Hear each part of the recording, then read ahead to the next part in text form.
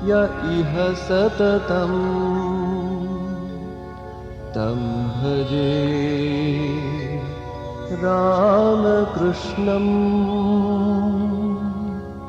तं भजे রাজা ছিলেন মেথডিস্ট খ্রিস্টান, ছোটখাটো চেহারার মহিলা, কিন্তু খুব নিষ্ঠাবতী। তার মতো গোড়া মেথডিস্টের বাড়িতে আমাদের দলটি যে কি করে সে গ্রীষ্মে জড়ো হলো, সেটা এক রহস্যই বটে। কিন্তু যারা স্বামী বিবেকানন্দের আকর্ষণী শক্তির কথা জানেন, তারা এতে মোটেই অবাক হননি। যারা ঠিক ঠিক ঈশ্বর অভিলাষী, স্বামীজির ডাকে তাদের সাড়া দিতেই হবে। একবার যিনি স্বামীজিকে দর্শন করেছেন এবং তার কথা শুনেছেন, তার আর স্বামীজিকে অনুসরণ না করে উপায় নেই। কারণ স্বামীজি সেই ঐশ্বরিক শক্তি নিয়ে এই পৃথিবীতে অবতীর্ণ হয়েছিলেন, যে শক্তি মানুষকে নিরন্তর কাছে টেনে তাকে আপন পূর্ণত্বে প্রতিষ্ঠিত হবার প্রেরণা জাগায়। স্বামীজি সেই ঐশ্বরিক শক্তি নিয়ে এই পৃথিবীতে অবতীর্ণ হয়েছিলেন, যে শক্তি মানুষকে নিরন্তর কাছে টেনে তাকে আপন পূর্ণত্বে প্রতিষ্ঠিত হবার প্রেরণা যোগায়। মনে হতো তিনি যেন কোনো দিব্য ধাম থেকে আশা, আনন্দ ও পরিপূর্ণ জীবনের বাণী নিয়ে আমাদের মুক্তির জন্য এই মাটির পৃথিবীতে নেমে এসেছেন। তিনি যেন কোনো দিব্য ধাম থেকে আশা, আনন্দ, পরিপূর্ণ জীবনের বাণী নিয়ে আমাদের মুক্তির জন্য এই মাটির পৃথিবীতে নেমে এসেছেন। ধর্ম মানে কেবল বিশ্বাস নয়, ধর্ম হচ্ছে প্রত্যক্ষ অনুভূতির বস্তু। বই পড়ে একটা দেশ সম্পর্কে হয়তো কিছু তথ্য জানা যায়, কিন্তু যতক্ষণ না নিজের চোখে সেই দেশ দেখা হচ্ছে, ততক্ষণ সত্যিকারের ধারণা হয় না। যা কিছু সবই অন্তরে। যে দেবতাকে আমরা স্বর্গে খুঁজছি, গুরুর ভিতর বা মন্দিরে খুঁজছি, তিনি আমাদের ভিতরেই রয়েছেন। যদি তাকে আমরা বাইরেও প্রত্যক্ষ করি, সে শুধু এই কারণে যে তিনি আমাদের হৃদয়পুরে বিরাজ করছেন। কিভাবে, কোন পথ দিয়ে গেলে আমরা ঈশ্বরকে দেখতে পাবো, তার উত্তর এই একাগ্র ধ্যানের পথে। একাগ্রতাই প্রদীপ, যা অন্ধকার দূর করতে পারে। যা কিছু সবই অন্তরে। যে দেবতাকে আমরা স্বর্গে খুঁজছি, গুরুর ভিতর বা মন্দিরে খুঁজছি, তিনি আমাদের ভিতরেই রয়েছেন। তাকে আমরা বাইরেও প্রত্যক্ষ করি, সে শুধু এই কারণে যে তিনি আমাদের হৃদয়পুরে বিরাজ করছেন। কিভাবে, কোন পথ দিয়ে গেলে আমরা ঈশ্বরকে দেখতে পাবো, তার উত্তর এই একাগ্র ধ্যানের পথ। একাগ্রতাই প্রদীপ, যা অন্ধকার দূর করতে পারে। সত্য সকলের জন্য, সকলেরই সে কল্যাণ করে, তার মধ্যে গোপনীয়তা কিছু নেই। সত্য পবিত্র। কিভাবে সেই সত্যকে আমরা লাভ করতে পারি? স্বামীজি বলছেন, শ্রবণ মননের দ্বারা। গুরুবাক্য শ্রবণ করে সেটিকে মনন করতে হয়। স্বামীজির ভাষায়, আত্মবাক্যের উপর দিয়ে যুক্তির বন্যা বয়ে যাক, কিন্তু তুমি তাকে শক্ত করে ধরে থাকো। তার উপর সমস্ত মনটি একাগ্র করে ধ্যান করো, তার সঙ্গে অভিন্ন হয়ে যাও। তুমি তাকে শক্ত করে ধরে থাকো, তার উপর সমস্ত মনটি একাগ্র করে ধ্যান করো, তার সঙ্গে অভিন্ন হয়ে যাও। নীরব হয়ে, গভীর নীরবতার মধ্য থেকে শক্তি সঞ্চয় করো। নিজেই একটা আধ্যাত্মিক শক্তির বিশাল আধার হয়ে যাও। নীরব হয়ে, গভীর নীরবতার মধ্য থেকে শক্তি সঞ্চয় করো। নিজেই একটা আধ্যাত্ম শক্তির বিশাল আধার হয়ে যাও। যে নিজেই ভিখারি সে আবার অন্যকে কি দেবে? কে দিতে পারে? যে রাজা, সেই কেবল দিতে পারে, এবং সে রাজাই দিতে পারে যে অন্যের জন্য, যে নিজের জন্য কিছুই চায় না। সে রাজাই দিতে পারে যে নিজের জন্য কিছুই চায় না। স্বামীজি বললেন, তোমার যে টাকা কড়ি জানবে তা তোমার নয়, ঈশ্বরের। ঈশ্বরই তা তোমার কাছে গচ্ছিত রেখেছেন, ওতে লিপ্ত হয়েও না। নাম, যশ, অর্থ, ঘোর বন্ধন, ওসব নিয়ে মোটেই মাথা ঘামিও না। তোমার যে টাকা কড়ি জানবে তা তোমার নয়, ঈশ্বরের। ঈশ্বরই তা তোমার কাছে গচ্ছিত রেখেছেন, ওতে লিপ্ত হয়েও না। নাম, যশ, অর্থ, ঘোর বন্ধন, ওসব নিয়ে মোটেই মাথা ঘামিও না। তার চেয়ে মুক্তির অপূর্ব আনন্দ সম্ভব করো, কারণ তুমি মুক্ত, মুক্ত, মুক্ত। চিন্তা করো, কি ভাগ্যবান আমি। আমি মুক্তি, আমি অনন্ত, আমি আত্মা, যার শেষ এবং শুরু কিছুই নেই। আমি সব হয়েছি, সকলের মধ্যেই আমি। এই মহাসত্য নিরন্তর আবৃত্তি করতে থাকো। তার চেয়ে মুক্তির অপূর্ব আনন্দ সম্ভব করো, কারণ তুমি মুক্ত, মুক্ত, মুক্ত। চিন্তা করো, কি ভাগ্যবান আমি। আমি মুক্তি, আমি অনন্ত, আমি আত্মা, যার শেষ এবং শুরু কিছুই নেই। আমি সব হয়েছি, সকলের মধ্যেই আমি। এই মহাসত্য নিরন্তর আবৃত্তি করতে থাকো। ল্যাবরেটরিতে যেমন বিভিন্ন রকম পরীক্ষা নিরীক্ষা নির্ভুল ও নির্দিষ্ট পদ্ধতি আছে, অধ্যাত্ম অভিজ্ঞতা লাভেরও ঠিক সেই রকম কতকগুলি সুনির্দিষ্ট উপায় আছে। মনই হচ্ছে সেই যন্ত্র যার সাহায্যে অধ্যাত্ম বিজ্ঞানের পরীক্ষা নিরীক্ষা চালানো যায়। মনই হচ্ছে সেই যন্ত্র যার সাহায্যে অধ্যাত্ম বিজ্ঞানের পরীক্ষা নিরীক্ষা চালানো হয়। শরণাতীত কাল থেকেই মুনি, ঋষি, যোগী ও সন্তেরা ওই যন্ত্রের সাহায্যে গবেষণা করে আত্মবিজ্ঞানের সত্যগুলি আবিষ্কার করে আসছেন, এবং সেই সত্যের স্বর্ণ পেটিকা কেবল তাদের শিষ্য প্রশিষ্যদের হাতেই তারা তুলে দিয়ে যাননি, তার উত্তরাধিকারী করে গেছেন অনাগত কালের সেই সব মানব সন্তানদেরও, যারা সত্য সন্ধানী।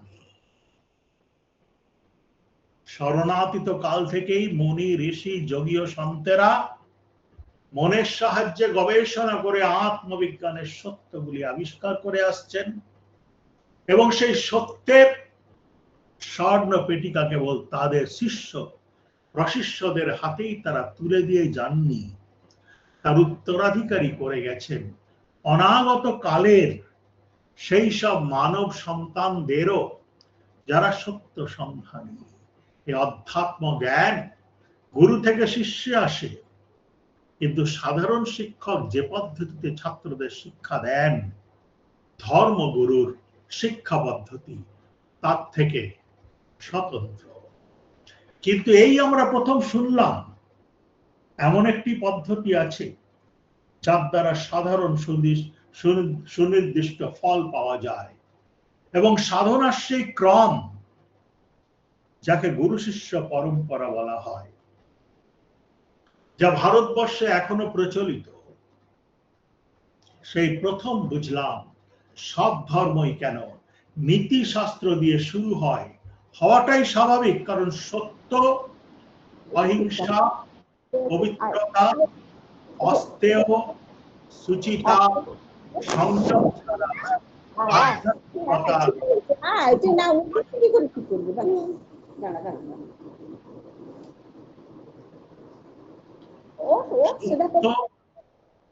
অহিংসা, পবিত্রতা, অস্তেয়, সুচিতা, সংযম ছাড়া আধ্যাত্মিকতার কোনো অর্থই থাকে না।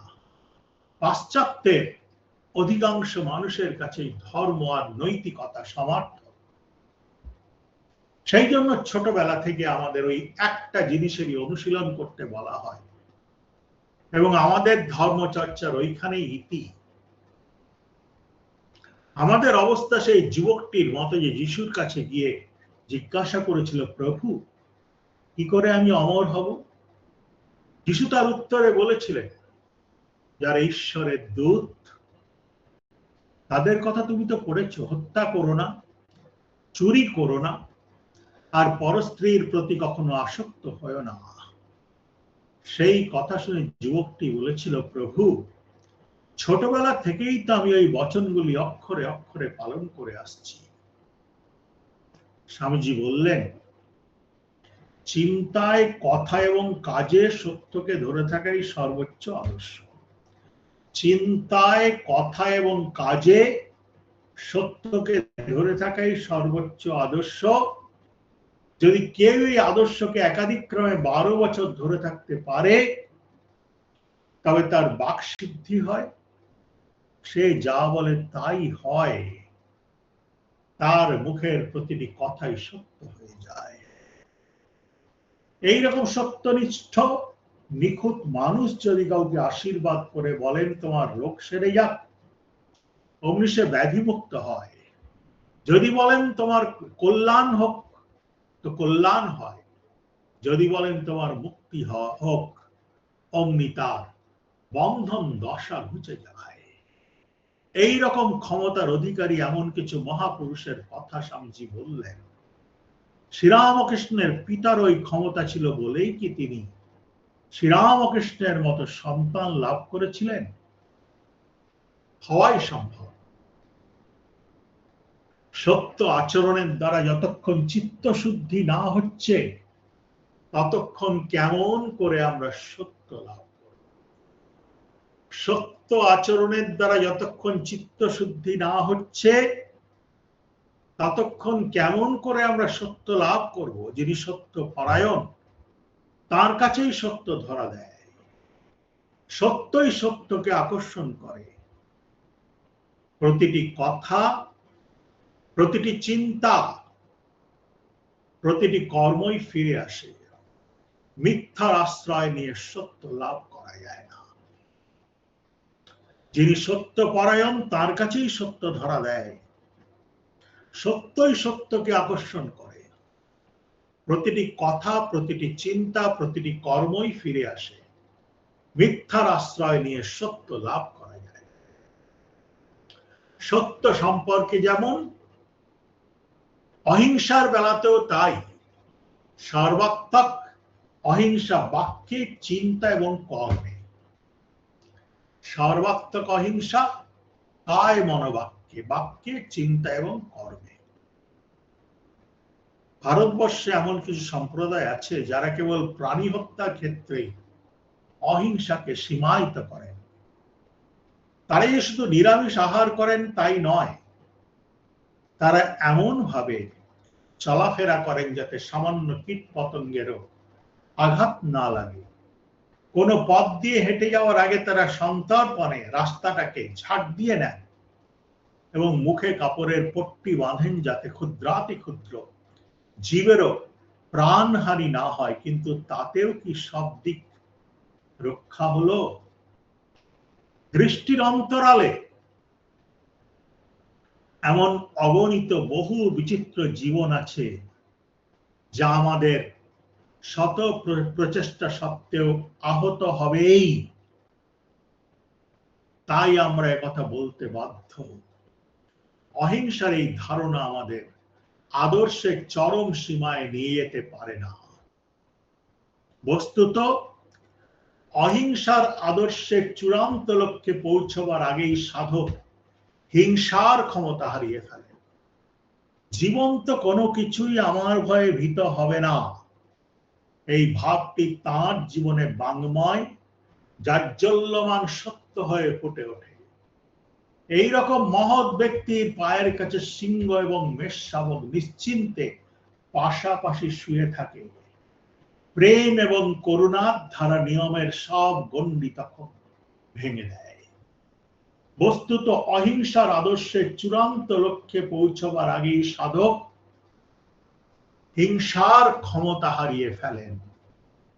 জীবন্ত কোনো কিছুই আমার ভয়ে ভীত হবে না, এই ভাবটি তাঁর জীবনে বাংময় জাজ্জল্যমান সত্য হয়ে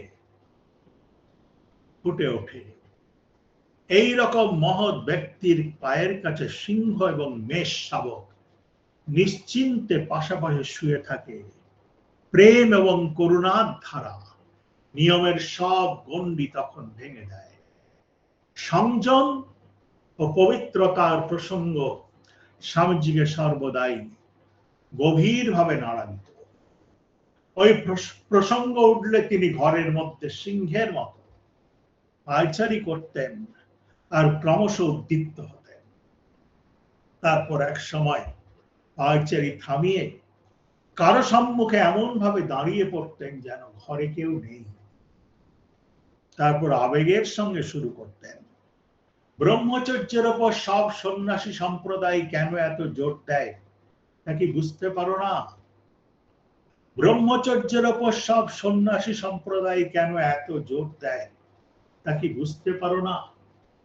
যেখানে ব্রহ্মচর্য ব্রত ঠিক ঠিক পালন করা হয়, শুধু সেখানেই মহাত্মা দেখতে পাওয়া যায়।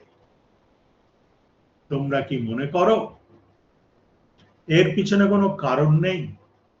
রোমান ক্যাথলিক চার্চ ঠিক এই কারণেই saint Francis of Assisi, Ignatius Loyola, saint Teresa, saint ক্যাথারিনের মতো উচ্চ কোটির সন্ত আবির্ভূত হয়েছিলেন। আর ঠিক ওই কারণেই ওদের সমকক্ষ মহাপুরুষ প্রোটেস্টান্ট চার্চে কখনো দেখা যায়নি। পবিত্রতার সঙ্গে আধ্যাত্মিকতার অতি নিবিড় সম্বন্ধ। বুঝলে হে?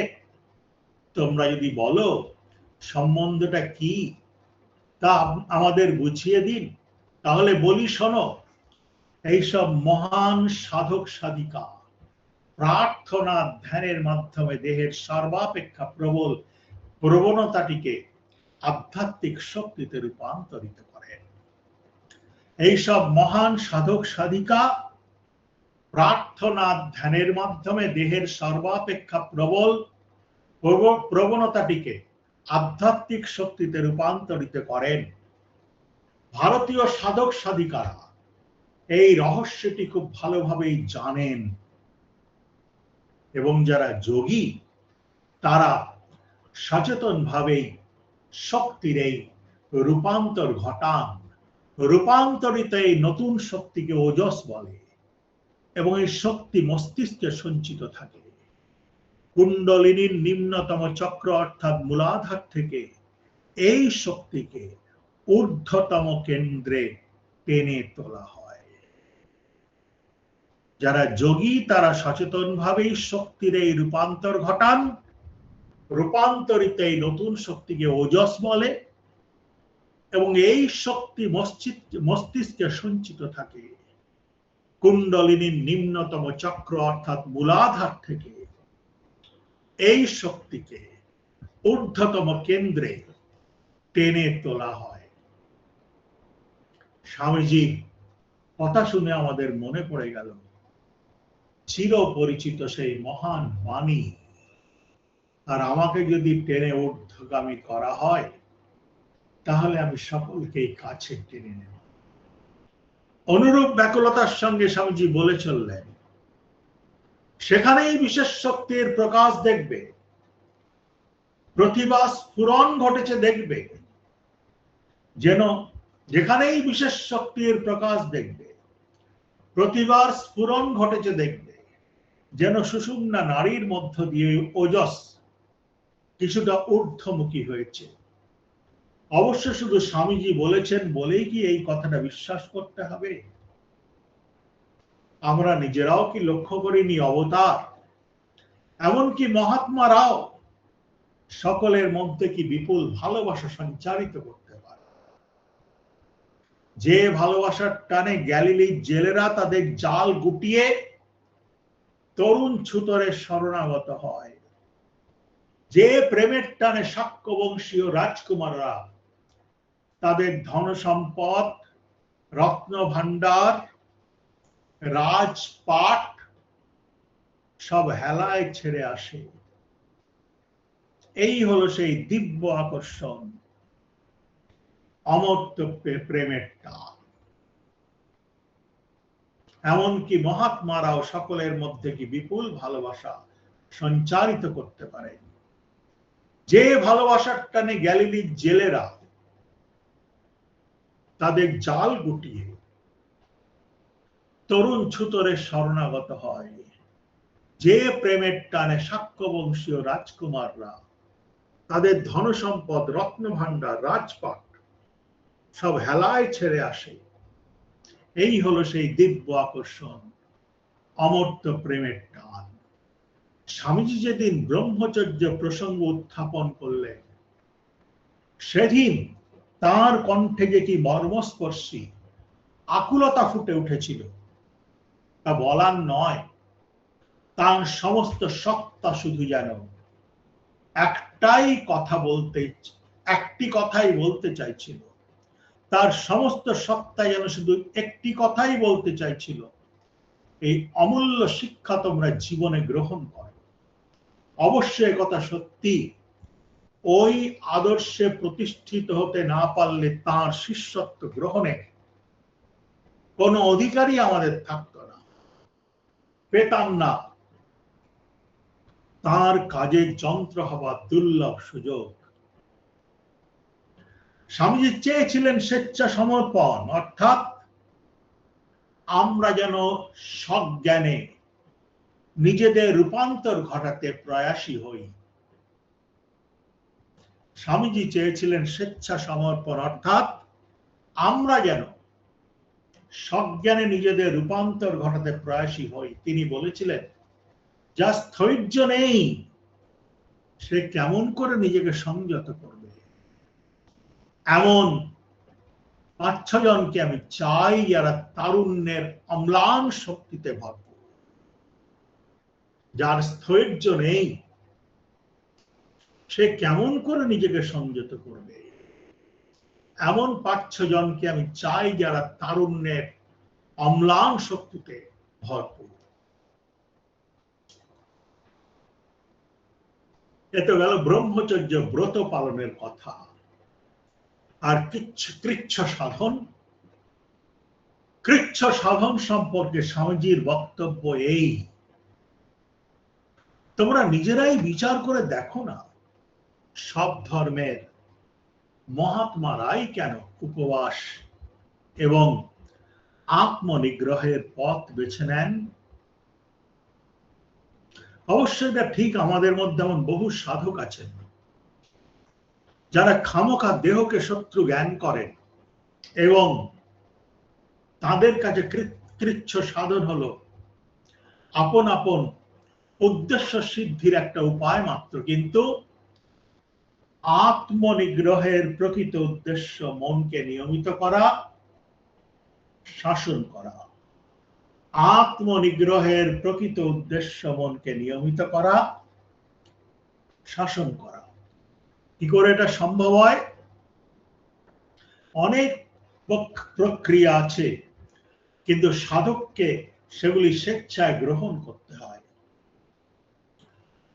প্রক্রিয়াগুলি কিরকম, একটি উদাহরণ দিচ্ছি। যেমন ধরো, কেউ সংকল্প করলো সে কয়েক মাস মৌন থাকবে, অথবা বিশেষ বিশেষ দিনে উপবাস করবে, অথবা দিনে মাত্র একবারই খাবে। ছেলে মেয়েদের ক্ষেত্রে কৃচ্ছ সাধনের অভ্যাস এইভাবে করা যেতে পারে। সে হয়তো কিছুদিন তার যা প্রিয় খাদ্য সেগুলি খেলো না, কিন্তু এই যে সংযম বা কৃচ্ছ সাধন, এর দুটি শর্ত আছে। প্রথম হচ্ছে সংকল্পটি স্বেচ্ছায় ও সানন্দে গ্রহণ করা চাই। দ্বিতীয়ত ব্রত পালনের একটি নির্দিষ্ট সময়সীমা রাখতে হবে। ব্রত ভঙ্গ হলে ভালোর চাইতে মন্দই বেশি হয়। ব্রত ভঙ্গ করলে ভালোর চাইতে মন্দই বেশি হয়। আর ঠিক মতো ব্রত পালন করতে পারলে উচ্চতর সাধনার উপযোগী চরিত্র তৈরি হয়। ঠিক মতো ব্রত পালন করতে পারলে উচ্চতর সাধনার উপযোগী চরিত্র তৈরি হয়। ধ্যান সম্পর্কে দু একটি নির্দেশ ছাড়া স্বামীজি আমাদের ধরা বাঁধা আর কোনো বিধান দেননি।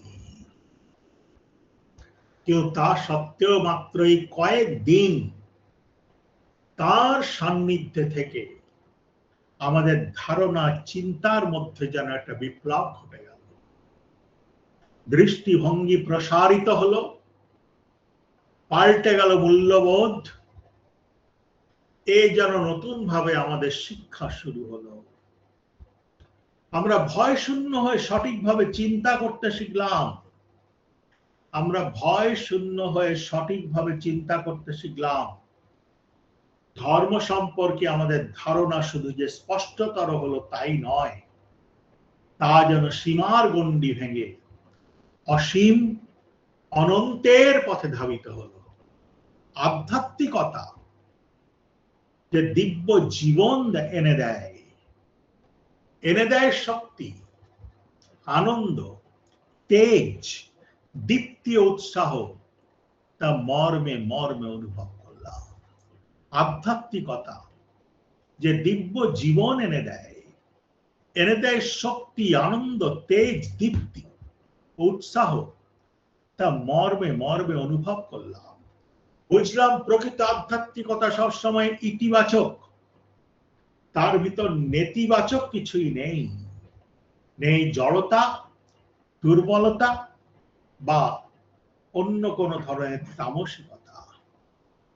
তাই যদি হয়, তাহলে দেব চরিত্রের মানুষের মধ্যে অসাধারণ শক্তির প্রকাশ দেখে আমরা অবাক হই কেন? দেব চরিত্রের মানুষের মধ্যে অসাধারণ শক্তির প্রকাশ দেখে আমরা অবাক হই কেন? কেনই বা পাশ্চাত্যের মানুষের চোখে আধ্যাত্মিকতা বলতে দুর্বল, বিরক্ত, কৃষকায় চেহারা ভেসে ওঠে? দুটি কি একই বস্তু? যখন অতীতের দিকে ফিরে তাকাই, তখন ভাবি আমরা কি নির্বোধী ছিলাম? তখন বুঝিনি, কিন্তু আজ বুঝেছি বীর্যবত্তাই জীবন এবং শক্তি হলো দেবতার দান, দিব্য প্রেরণা। বীর্যবত্তাই জীবন এবং শক্তি হলো দেবতার দান, দিব্য প্রেরণা। কিন্তু তার উপস্থিতিতে সহস্র দীপদানে এমন একটা আধ্যাত্মিক পরিমণ্ডল সৃষ্টি হয়েছিল, যা প্রায় প্রত্যেকের মধ্যেই মুক্তি লাভের এক সুতীব্র উন্মাদনা জাগিয়ে তুলেছিল।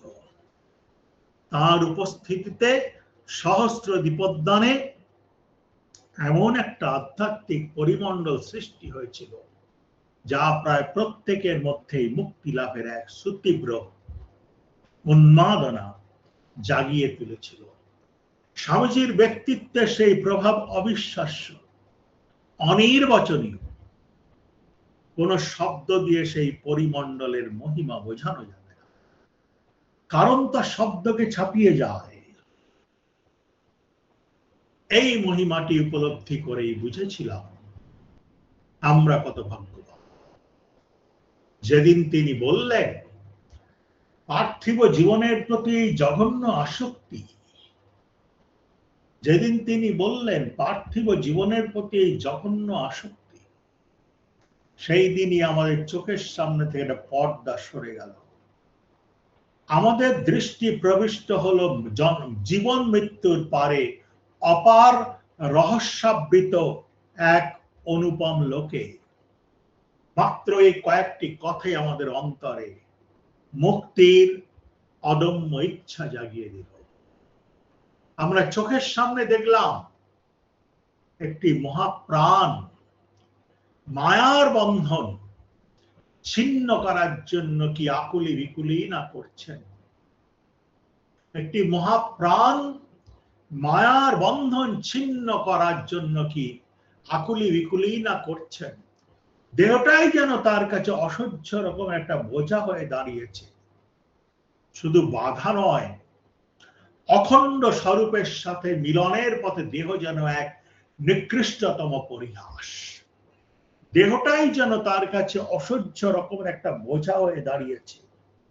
শুধু বাধা নয়, অখণ্ড স্বরূপের সাথে মিলনের পথে দেহ যেন এক নিকৃষ্টতম পরিহাস। ঘরের মধ্যে পিঞ্জরাবদ্ধ সিংহের বিক্রমে পায়চারি করতে করতে তিনি সজোরে বলে উঠলেন, আজাদ আজাদ, মুক্তি মুক্তি। হ্যাঁ, ওই সময় তাকে ঠিক পিঞ্জরাবদ্ধ সিংহের মতোই লাগছিল। তবে তাকে দেখে মনে হচ্ছিল তিনি জানেন তার খাঁচাটি লোহার নয়, পলকা বাঁশের তৈরি। দেহটাই যেন তার কাছে অসহ্য রকম একটা বোঝা হয়ে দাঁড়িয়েছে। শুধু বাধা নয়, অখণ্ড স্বরূপের সাথে মিলনের পথে দেহ যেন এক নিকৃষ্টতম পরিহাস। ঘরের মধ্যে পিঞ্জরাবদ্ধ সিংহের বিক্রমে পায়চারি করতে করতে তিনি সজোরে বলে উঠলেন, আজাদ আজাদ, মুক্তি মুক্তি। হ্যাঁ, ওই সময় তাকে ঠিক পিঞ্জরাবদ্ধ সিংহের মতোই লাগছিল। তবে তাকে দেখে মনে হচ্ছিল তিনি জানেন তার খাঁচাটি লোহার নয়, পলকা বাঁশের তৈরি। এইভাবে স্বামীজি আমাদের মধ্যে মুক্তির ইচ্ছা জাগিয়ে তুললেন। মুক্তির জন্য যে তিনটি জিনিসের প্রয়োজন, তার দুটি, অর্থাৎ মনুষ্য শরীর এবং সদ্গুরু লাভ, তা আমরা ইতোমধ্যেই পেয়েছি। বাকি শুধু মুমুক্ষুত্ব, মুক্তির সুতীব্র ইচ্ছা, তাও তিনি আমাদের মধ্যে সঞ্চারিত করলেন। স্বামীজি বলতেন, মায়ার মতো প্রতারক আর দ্বিতীয় কিছু নেই, খুব হুঁশিয়ার। এবার আর তার দ্বারা প্রতারিত হবে না, বরং বাইরে যাওয়ার আপ্রাণ চেষ্টা করো ইত্যাদি। এও বলতেন, মোহে পড়ে তোমরা তোমাদের অমূল্য সম্পদ খুইয়ে বসো না, ওঠো জাগো, যতক্ষণ না তোমার চরম লক্ষ্যে পৌঁছাও এগিয়ে চলো, কিছুতেই থেমো না। এই কথা বলেই বিদ্যুতের মতো ক্ষিপ্র গতিতে আমাদের মধ্যে কারো সামনে তিনি ছুটে যেতেন এবং জ্বলন্ত দৃষ্টি হেনে আঙুল নেড়ে নেড়ে তিনি বলতেন, মনে রেখো, ঈশ্বরই একমাত্র বস্তু, একমাত্র সত্য।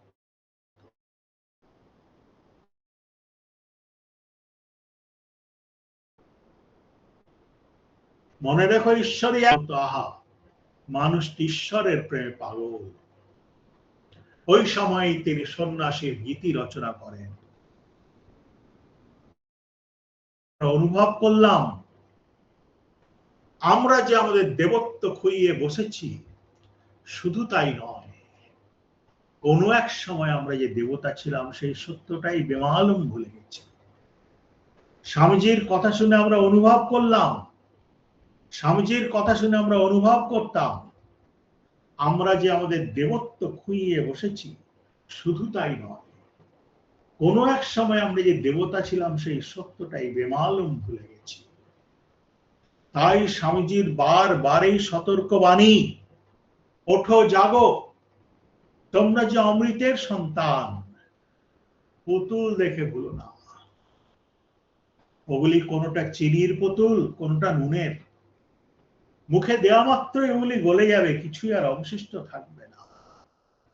তার চাইতে রাজা হও, জানো জগৎ তোমার হাতের মুঠোয়, তুমি দুনিয়ার অধীশ্বর। কিন্তু যতক্ষণ না পর্যন্ত তুমি জগৎ সংসারকে উপেক্ষা না করছো, ততক্ষণ পর্যন্ত জগৎ তোমার কাছে ধরা দেবে না। চাই ত্যাগ, ত্যাগ, ত্যাগই মূল মন্ত্র। ওঠো জাগো, তোমরা যে অমৃতের সন্তান, পুতুল দেখে ভুলো না। ওগুলি কোনোটা চিনির পুতুল, কোনোটা নুনের, মুখে দেওয়া মাত্রই ওগুলি গলে যাবে, কিছু আর অবশিষ্ট থাকবে না। তার চাইতে রাজা হও, জানো জগৎ তোমার হাতের মুঠোয়, তুমি দুনিয়ার অধীশ্বর। কিন্তু যতক্ষণ না পর্যন্ত তুমি জগৎ সংসারকে উপেক্ষা করছো, ততক্ষণ পর্যন্ত জগৎ তোমার কাছে ধরা দেবে না। চাই ত্যাগ, ত্যাগ, ত্যাগই মূল মন্ত্র। ঐশ্বর্য, ক্ষমতা এবং ইন্দ্রিয় সুখের জন্যই আমাদের জীবন যুদ্ধ। ঐশ্বর্য, ক্ষমতা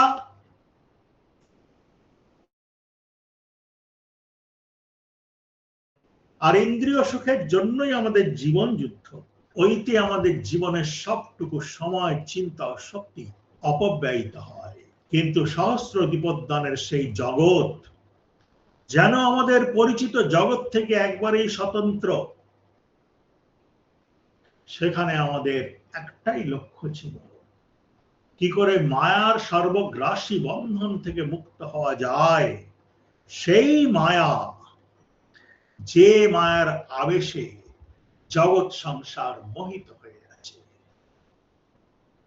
সেই মায়া, যে মায়ার আবেশে জগৎ সংসার মোহিত হয়ে আছে, অবশ্য আজ হোক কাল হোক, মুক্তির সুযোগ সকলের জীবনেই আসবে, আমাদের জীবনেও এলো। এবং যে কটা দিন সহস্র দ্বীপোদ্যানে ছিলাম,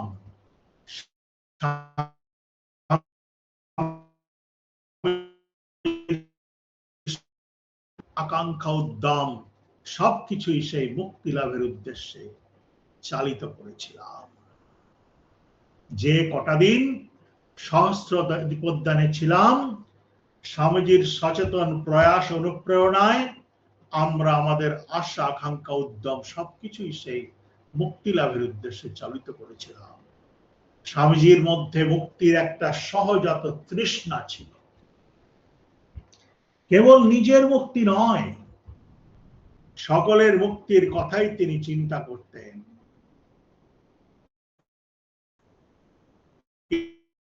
কিন্তু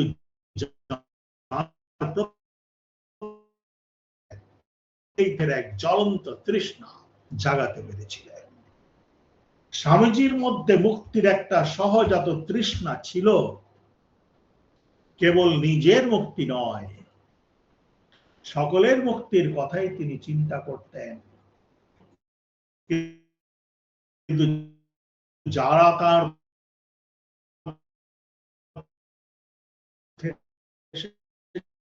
তাদের মুক্তি লাভের এক জ্বলন্ত তৃষ্ণা জাগাতে পেরেছিলেন।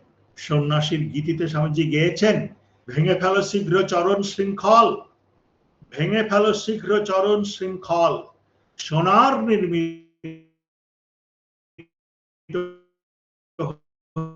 হলে কি তোমার। ওম তৎসৎ। এরপরে ভগিনী নিবেদিতার কিছু স্মৃতিকথা একই বই থেকে।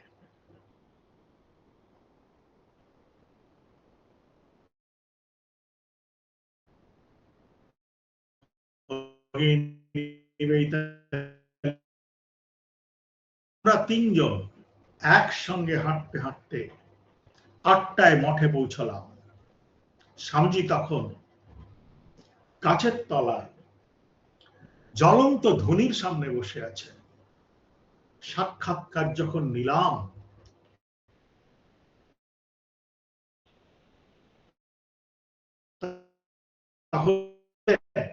মার্গট, আমি তোমায় স্পষ্ট বলছি, বেশ কিছুদিন ধরেই অপ্রতিরোধ বা কাজকর্মের ব্যাপারে ন্যূনতম প্রতিরোধের পন্থাটি নিয়ে আমি চিন্তা ভাবনা করছি।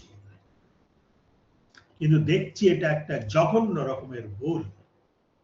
ব্যাপারটা আপেক্ষিক, সে যাই হোক, আমি অন্তত আরো নিয়ে মাথা ঘামাবো না।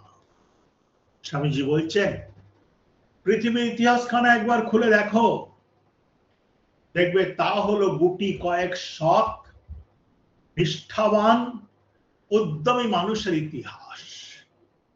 পৃথিবীর ইতিহাস খান একবার খুলে দেখো, দেখবে তা হলো গুটি কয়েক সৎ নিষ্ঠাবান উদ্যমী মানুষের ইতিহাস। আপন আদর্শ লক্ষ্যের প্রতি অবিচল নিষ্ঠায় যে স্থির, জগৎ তার পায়ের তলায় আসতে বাধ্য। আপন আদর্শ লক্ষ্যের প্রতি অবিচল নিষ্ঠায় যে স্থির, জগৎ তার পায়ের তলায় আসতে বাধ্য। অতএব আমি আমার আদর্শ থেকে এক চুলও হটে আসছি না, যেন আমি হুকুম করব আর জগৎ তা তামিল করবে। 8ই মে স্বামীজি বলছেন, আহা কি চমৎকার কথা। তোমার জীবনের উদ্দেশ্য, নিবেদিতা বলছেন স্বামীজির কথা, তোমার জীবনের উদ্দেশ্য তোমার স্বরূপটিকে খুঁজে পাওয়া। শান্ত হয়ে তাই খোঁজো, জীবনের পিছনে ছুটে চলা থেকে বিরত হও। তোমার জীবনের উদ্দেশ্য তোমার স্বরূপটি খুঁজে পাওয়া। শান্ত হয়ে তাই খোঁজো আর জীবনের পিছনে ছুটে চলা থেকে বিরত হও। বাস্তবিক এই হলো চরম সত্য। যে সমস্ত জিনিসের পিছনে আমরা ছুটে মরি, অর্থাৎ যা আমরা চাই এবং যা আমাদের চাওয়া উচিত, এই দুয়ের মধ্যে কত তফাৎ। যে সমস্ত জিনিসের পিছনে আমরা ছুটে মরি, অর্থাৎ যা আমরা চাই আর যা আমাদের চাওয়া উচিত, এই দুয়ের মধ্যে কত তফাৎ। মাঝে মাঝেই বলছেন, চলে এসো হিমালয়ে, ভাবাবেগ বর্জিত হয়ে আত্ম উপলব্ধি করো। চলে এসো হিমালয়ে, ভাবাবেগ বর্জিত হয়ে আত্ম উপলব্ধি করো। আর আত্মাকে যখন জানবে, তখনই তুমি 10 দিক কাঁপিয়ে বজ্রের মতো করাৎকর শব্দে পৃথিবীর বুকে ফেটে পড়তে পারবে।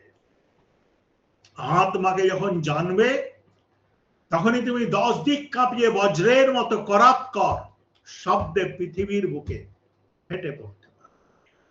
যারা মিনমিন করে বলে আমার কথাই কেউ শুনবে, তাদের উপর আমার কোনো আস্থাই নেই।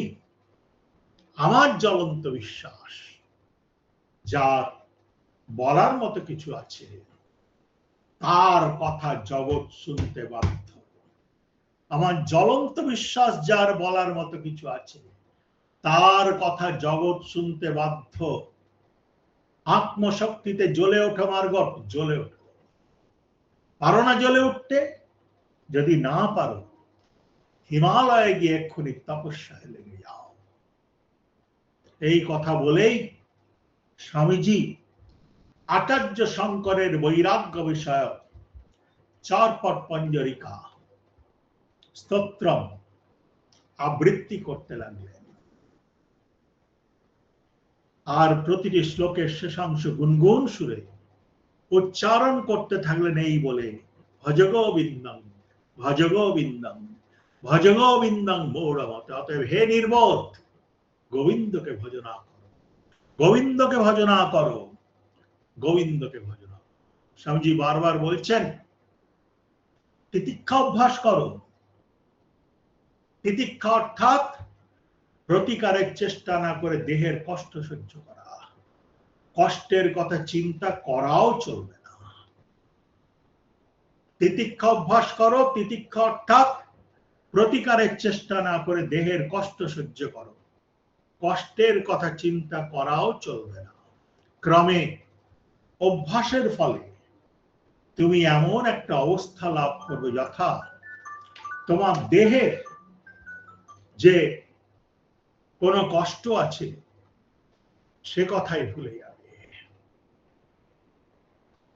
ক্রমে অভ্যাসের ফলে তুমি এমন একটা অবস্থা লাভ করবে, যথা তোমার দেহের যে কোনো কষ্ট আছে সে কথাটাই ভুলে যাবে। একটি দৃষ্টান্ত দিয়ে স্বামীজি ব্যাপারটা বুঝিয়ে দিলেন। বললেন, এক সাধুর কুষ্ঠ হয়েছিল, দুরারোগ্য ব্যাধি, হাতের আঙুলগুলি পচে যাচ্ছে, খসে পড়ছে। একদিন পথে চলবার সময় ক্ষতস্থান থেকে একটি কীট মাটিতে পড়ে গেলে নির্বিকার চিত্ত তিনি তাকে তুলে আবার ক্ষতস্থানে রেখে দেয়। একটি সাধু কুষ্ঠ হয়েছিল, দুরারোগ্য ব্যাধি, হাতের আঙুলগুলি পচে যাচ্ছে, খসে পড়ছে। একদিন পথে চলবার সময় ক্ষতস্থান থেকে একটি কীট মাটিতে পড়ে গেলে নির্বিকার চিত্তে তিনি তাকে তুলে আবার ক্ষতস্থানে রেখে দেন। স্বামীজি আরো বললেন, দুঃখ কষ্ট যদি আসে, মৃত্যু যদি আসে, তাকে ভালোবেসে বরণ করে নাও। দুঃখ কষ্ট যদি আসে, মৃত্যু যদি আসে, তাকে ভালোবেসে বরণ করে নাও। পরে তিনি বলেছিলেন, যে সমস্ত সভ্যতা বহুদিন ধরে টিকে আছে, তাদের মর্মমূলে বইছে বৈরাগ্যের ফল্গুধারা। ত্যাগ ছাড়া কোনো সভ্যতা বাঁচতে পারে না। যে সমস্ত সভ্যতা বহুদিন ধরে টিকে আছে, তাদের মর্মমূলে বইছে বৈরাগ্যের ফল্গুধারা। ত্যাগ ছাড়া কোনো সভ্যতা বাঁচতে পারে না। বাস্তবিক এটা আমরা প্রায় সকলেই বুঝি। কতকগুলি কর্তব্য কর্ম যেন শৃঙ্খলের মতো আমাদের আষ্টে পৃষ্ঠে বেঁধে রেখেছে। কতকগুলি কর্তব্য কর্ম যেন শৃঙ্খলের মতো আমাদের আষ্টে পৃষ্ঠে বেঁধে রেখেছে, এবং সেই শৃঙ্খল ছিঁড়ে বেরিয়ে আসা একরকম প্রায় দুঃসাধ্য বললেই চলে। গতকালই স্বামীজি শিবের প্রসঙ্গ করতে গিয়ে বললেন, আত্মচিন্তাই যেন তোমাদের জীবনের সার হয়। আত্মচিন্তাই যেন তোমাদের জীবনের সার হয়, আর সব বাজে। এমনকি মুক্ত পুরুষের কাছে ধ্যানও একটি বন্ধন বিশেষ। কিন্তু তা সত্ত্বেও ভেবে দেখো, শিব যিনি পরমেশ্বর বা মহেশ্বর, তিনিও বিশ্বের মঙ্গলের জন্য নিত্য ধ্যানে নিমগ্ন। হিন্দুরা সত্যই বিশ্বাস করে এইসব মহাত্মা বা অবতারাদির ধ্যান এবং কল্যাণ কামনা ছাড়া জগৎ কবেই বিনষ্ট হয়ে যেত। হিন্দুরা সত্যই বিশ্বাস করে এইসব মহাত্মা বা অবতারাদির ধ্যান এবং কল্যাণ কামনা ছাড়া জগৎ কবেই বিনষ্ট হয়ে যেত, এবং সেক্ষেত্রে অন্যান্যরা আত্মপ্রকাশ বা মুক্তি লাভের কোনো সুযোগই পেত না। ধ্যানই জগতের কল্যাণ করার প্রত্যক্ষ ও সর্বশ্রেষ্ঠ উপায়। ধ্যানই জগতের কল্যাণ করার প্রত্যক্ষ ও সর্বশ্রেষ্ঠ উপায়। একদিন রাতে স্বামীজি খুব ভাবে ছিলেন। তিনি আমাদের কাছে ঋষিকেশের সাধুদের তপস্যার কথা বলতে লাগলেন। বললেন, ওখানকার সন্ন্যাসীরা সব ছোট ছোট কুঠিয়া বেঁধে সাধন ভজন করেন, যার কুঠিয়া তিনি নিজেই বেঁধে নেন। সন্ধে হলে কাছাকাছি এক জায়গায় ধুনি জেলে সন্ন্যাসীরা যে যার আসনের আগুনের চারপাশে গোল হয়ে বসে পড়ে। সন্ধে হলে কাছাকাছি এক জায়গায় ধুনি জেলে সন্ন্যাসীরা যে যার আসনে আগুনের চারপাশে গোল হয়ে বসে পড়েন। শুরু হয় উপনিষদ আলোচনা। উপনিষদ কেন? উপনিষদ এই জন্য যে সাধারণত সন্ন্যাসী হওয়ার আগেই সাধক সত্য কি তা জেনে যান। সাধারণত সন্ন্যাসী হওয়ার আগেই সাধক সত্য কি তা জেনে যান, ফলে বৌদ্ধিক স্তরে নির্দ্বন্দ্ব প্রশান্ত। বৌদ্ধিক স্তরে তিনি নির্দ্বন্দ্ব প্রশান্ত। যা বাকি থাকে তা হলো সেই তত্ত্বের উপলব্ধি। অতএব ওই অবস্থায় যুক্তিতর্কের কচকচি অনাবশ্যক হয়ে পড়ে। ঋষিকেশের বুকে সন্ধ্যায় ঘনায়মান অন্ধকারে, ঋষিকেশের বুকে সন্ধ্যায় ঘনায়মান অন্ধকারে প্রজ্বলিত আগুনের পাশে বসে তখন একটু উপনিষদ আস্বাদন করতেই তাদের ভালো লাগে। ঋষিকেশের বুকে সন্ধ্যার ঘনায়মান অন্ধকারে প্রজ্বলিত আগুনের পাশে বসে তখন একটু উপনিষদ আস্বাদন করতেই তাদের ভালো লাগে। একটু আলোচনা হতে না হতেই সব কথা থেমে যায়, বিরাজ করে অপার্থিব নৈঃশব্দ।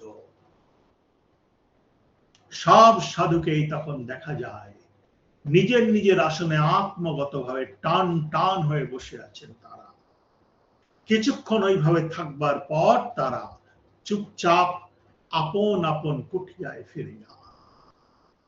ঋষিকেশের বুকে সন্ধ্যার ঘনায়মান অন্ধকারে প্রজ্বলিত আগুনের পাশে বসে তখন একটু উপনিষদ আস্বাদন করতেই তাদের ভালো লাগে।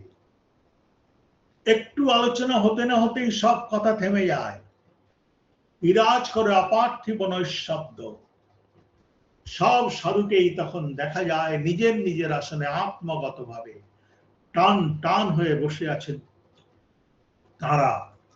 কিছুক্ষণ এইভাবে থাকবার পর তারা চুপচাপ আপন আপন কুঠিয়ায় ফিরে যান। দুপুরে খাবার সময় হাসতে হাসতে স্বামীজিকে তোমার চিঠির কথা বললাম। ওই যে তুমি লিখেছিলে না, কিছু চাই না, কাউকেই চাই না। স্বামীজি সে কথার উত্তরে মুখ তুলে তাকালেন, বললেন ঠিকই লিখেছে, সত্যিই কিছু চায় না। স্বামীজি বললেন ঠিকই লিখেছে, ও সত্যিই কিছু চায় না। এটা মানুষের শেষের অবস্থা। যে ভিখারি সে হাত পাতবেই এবং প্রত্যাখ্যানের দুঃখ তাকে সইতে হবে। যে ভিখারি সে হাত পাতবেই এবং প্রত্যাখ্যানের দুঃখ তাকে সইতে হবে। কিন্তু যার কোনো চাহিদা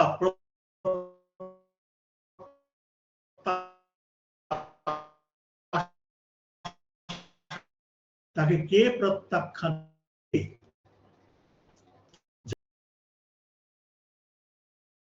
জীবন নাম যশ আর বিষয় সুখকে ঘৃণা করেছি, কিন্তু যতই দিন যাচ্ছে ততই প্রাণে প্রাণে বুঝতে পারছি ওই দুটি জিনিসই কতটা অসার। সারা জীবন নাম যশ বিষয় সুখকে ঘৃণা করেছি, কিন্তু যতই দিন যাচ্ছে ততই প্রাণে প্রাণে বুঝতে পারছি ওই দুটি জিনিসই কতটা অসার। আরেকটা প্যারাগ্রাফ।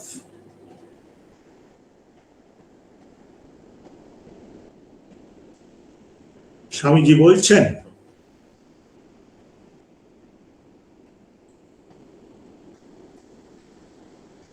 ধর্মমত বিধিনিষেধের গোড়ামি, সম্প্রদায় গির্জা মন্দির। ধর্মমত বিধি নিষেধের গোড়ামি, সম্প্রদায় গির্জা মন্দির, এসব নিয়ে মোটেই মাথা ঘামিও না। মানুষের অন্তর্নিহিত আধ্যাত্মিকতা বা দেবত্বের তুলনায় ওগুলো অতি নগণ্য, অতি তুচ্ছ। আসল কথা, প্রতিটি মানুষের মধ্যে এই দেবত্ব যতই বিকশিত হবে ততই সে শক্তিশালী হয়ে উঠে জগতের কল্যাণ করার যোগ্যতা অর্জন করবে। প্রতিটি মানুষের মধ্যে এই দেবত্ব যতই বিকশিত হবে ততই সে শক্তিশালী হয়ে উঠে জগতের কল্যাণ করার যোগ্যতা অর্জন করবে। প্রথমে তাই দেবত্ব বিকাশের চেষ্টা করো, শক্তিমান হয়ে ওঠো, আর কারো সমালোচনা করো না। কারণ সব ধর্মমত এবং ধর্ম বিশ্বাসের মধ্যে কিছু না কিছু সারবস্তু আছে। ধর্ম মানে যে কেবল কথার কচকচি কতগুলো নাম শব্দ বা সম্প্রদায় নয়, আধ্যাত্মিক অনুভূতি বা উপলব্ধি যে তার সার কথা। আধ্যাত্মিক উপলব্ধি বা অনুভূতি যে ধর্মের সার কথা, সেটি তোমরা জীবন দিয়ে প্রমাণ করো।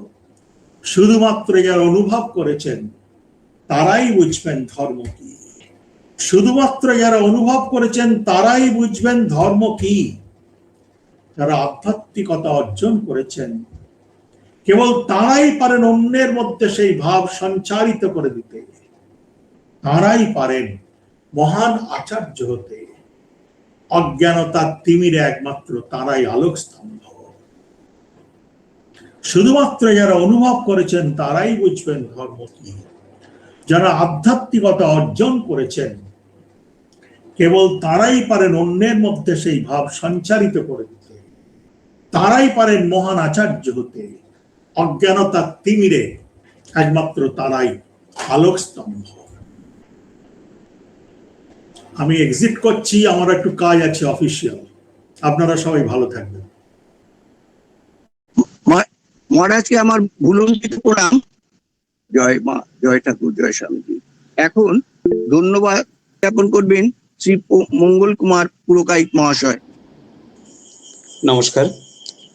ঠাকুর মা স্বামীজির পাদপদ্মে অন্তরের শ্রদ্ধা নিবেদন করে আজকের তত্ত্বমসী অনুষ্ঠানে আমাদের পরম পূজনীয় শ্রদ্ধেয় Srimat Swami Dhyananandaji Maharaj, Ramakrishna mission students home Belgharia,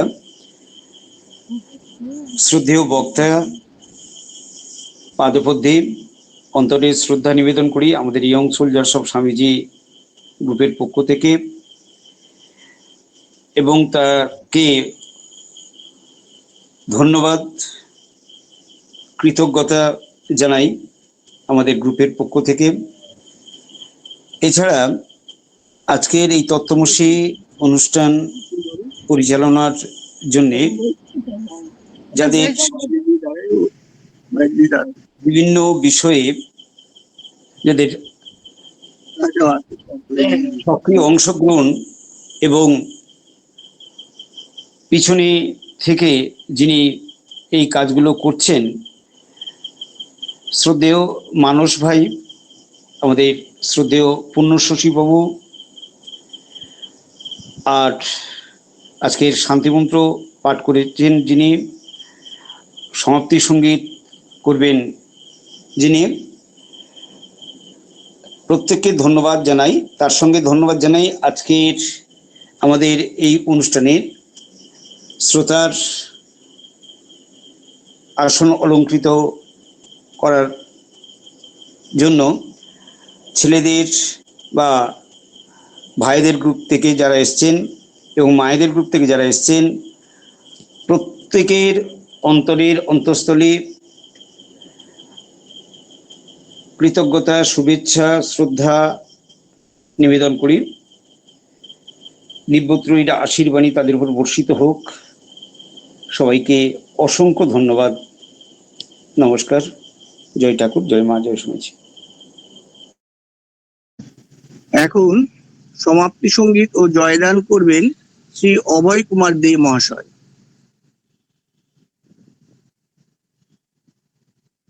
জয় ঠাকুর, জয় স্বামীজি। স্বামীজির পাঠ করতে করতে মহারাজজি একবার বললেন যে গোবিন্দ বলে যান, গোবিন্দ, গোবিন্দকে স্মরণ করে যান। আমি আজকে ওই গোবিন্দরই একটা ভজন করছি, আপনাদের সবার ভালো লাগবে।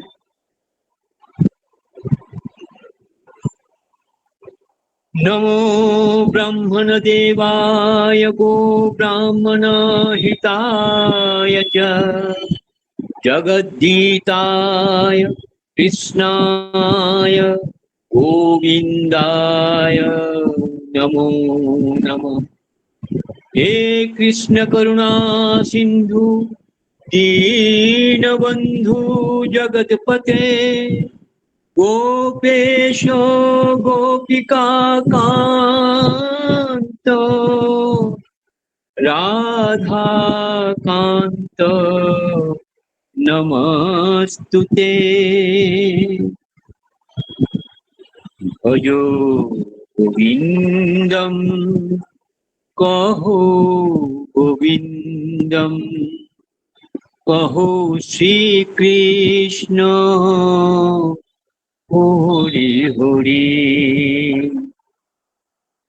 ভজো গোবিন্দম কহো গোবিন্দম, কহো শ্রীকৃষ্ণ হরি হরি। ভজ গোবিন্দম কহো গোবিন্দম, ভজ গোবিন্দম কহো গোবিন্দম, কহো শ্রীকৃষ্ণ হরি হরি। ভজ গোবিন্দম कहो गोविंदम, कहो श्री कृष्ण हरि हरि। কৃষ্ণ নামেতে পাপ হরণ হয়, কৃষ্ণ নামেতে পাপ হরণ হয়। কৃষ্ণ কৃষ্ণ নাম কহো, কৃষ্ণ কৃষ্ণ নাম কহো। ভজ গোবিন্দম, कहो गोविंदम, कहो श्री कृष्ण हरि हरि। हरि ओम तत्सत्, हरि ओम तत्सत्, हरि ओम तत्सत्, हरि ओम तत्सत्। हरि हरि हरि ओम, हरि ओम तत्सत्। हरि हरि हरि ओम, हरि ओम तत्सत्। भजो गोविंदम, कहो गोविंदम, कहो श्री कृष्ण हरि हरि। कहो श्री कृष्ण हरि हरि।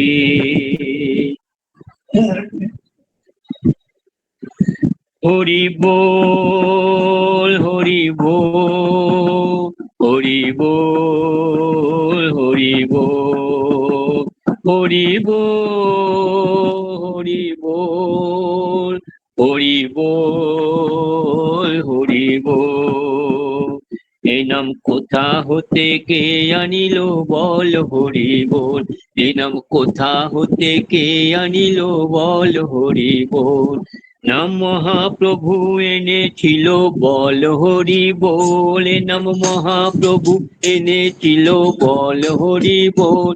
নামে অজামিল বৈকুণ্ঠে গেল বল হরি বল, নামে অজামিল বৈকুণ্ঠে গেল বল হরি বল, হরি বল, হরি বল, হরি বল, হরি বল, হরি বল, হরি বল, হরি বল, হরি বল।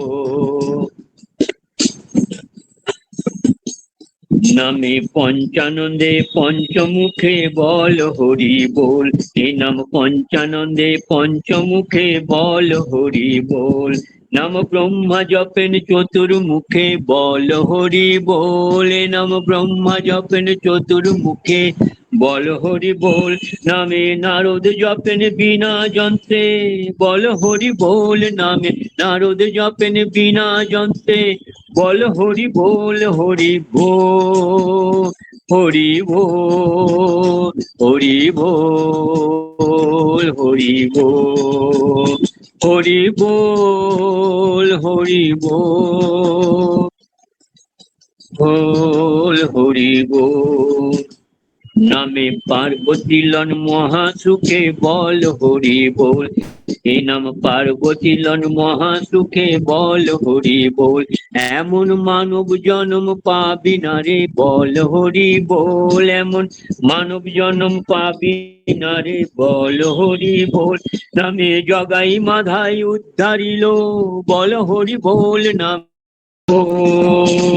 হরি বল, হরি বল, হরি বল, হরি বল, হরি বল, হরি বল।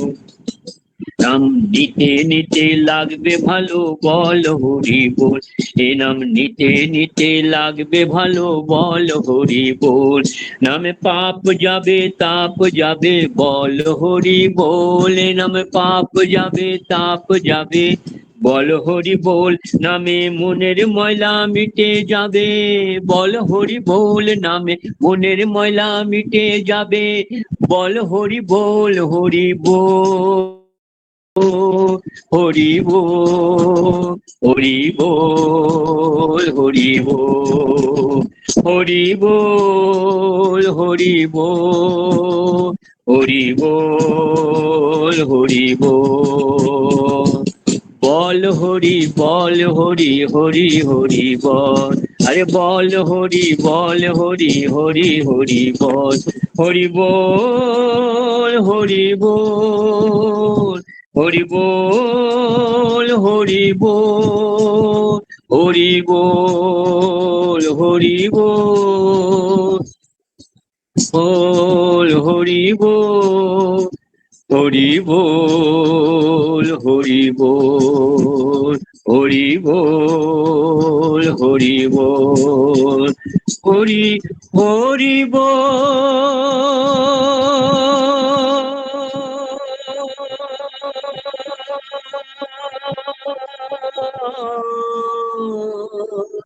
হরি হরি হরি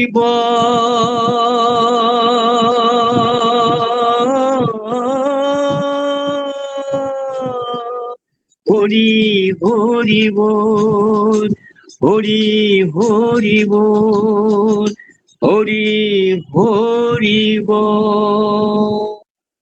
জয় শ্রী রামকৃষ্ণ দেব কি জয়, জয় महामाई की जय, जय स्वामी जी महाराज जी की जय, जय गंगा कल्याणेश्वरी सरस्वती माई की जय, जय सिद्धेश्वरी काली माई की जय, जय ठाकुर जय माँ जय स्वामी जी।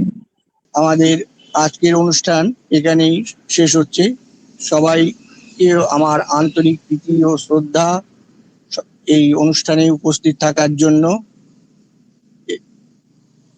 জয় ঠাকুর, জয় মা, জয় স্বামী।